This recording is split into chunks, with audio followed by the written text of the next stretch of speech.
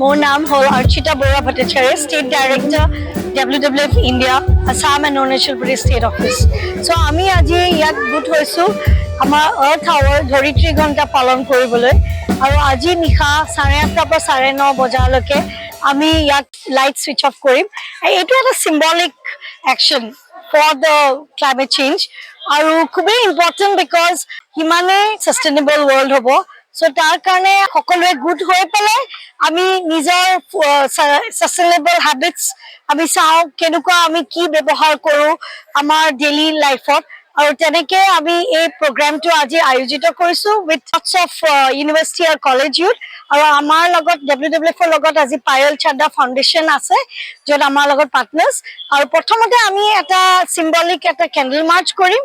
Candle মাৰ্চৰ পিছতে আমাৰ কালচাৰেল প্ৰগ্ৰামছ আছে আৰু তাৰপিছতে আমাৰ এম্বেচেডাৰ্ছ, ব্ৰেণ্ড এম্বেচেডাৰ্ছ, আমাৰ গুডউইল এম্বেচেডাৰ হয় Joy Barua, who is and also' Arghadeep Barua, who is legacy ambassador, who is been with us for last 3 years।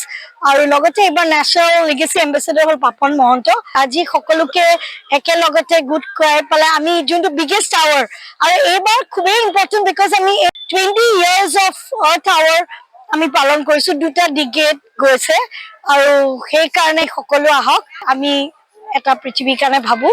This is my first collaborative effort with WWF and thank you for having me as the ambassador. অসমখনক ভাল পাওঁ, পৃথিৱীকে ভাল পাওঁ, অসমখন ভাল পাওঁ, নিজৰ ঘৰ, নিজৰে জেগা, জন্মস্থান। ইয়াত ঘূৰি আহি সদায় ভাল লাগে।